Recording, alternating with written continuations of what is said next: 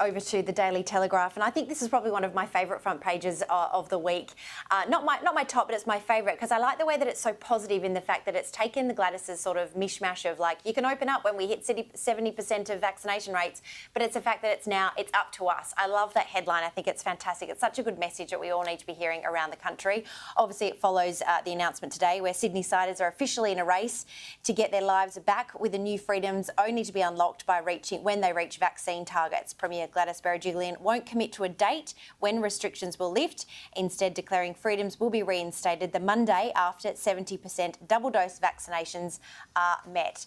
This would probably have COVID vaccine clinics working around the clock, wouldn't it, Lisa? This is such a great concept.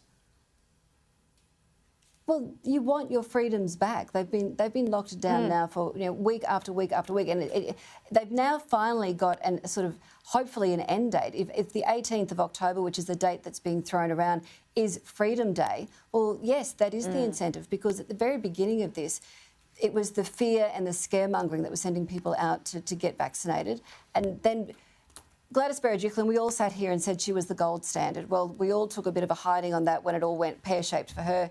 But she's managed to turn it around, and she was very smart in giving people hope. And while she was being beaten up by other premiers around this country, she stuck to her guns, and she drove that message home that go out, get vaccinated, that's how we're going to get through this. She was the first to say, look, we're not going to achieve COVID zero. And finally we've seen Daniel Andrews, curtail and say, yep, look, I agree with that. We have to vaccinate our way out of this. But she has given hope, and now finally we have a day. And there was an article around tonight that's appeared. The Flight Centre boss has come out and said, and we will see a lot of this type of advertising and marketing coming out.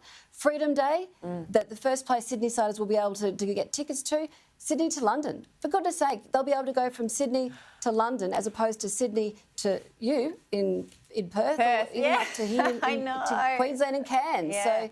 So, it's just crazy. And like Gladys Berejiklian today made a very good point that when we get to 80%, we have to bring down all of these interstate borders. We have to open this country back up. Yeah, it's definitely going to be really interesting considering WA is still lagging its feet. We're only at 36.6% as of today. It is just not good enough. One story that's also featuring quite heavily across... I know. I think we're just so complacent, right, in these states that are too safe right now. The Fin Review has got a great story that I think is going to get a lot of people talking. New South Wales to shut out the unjabbed. New South Wales will shut the unvaccinated out of society as it prepares to embark on a nation-leading experiment of how to live with COVID-19 in just over a month. Pubs, gyms, stadiums and homes will be among the places to reopen to people who are fully vaccinated in New South Wales on the Monday after the 70% vax rate.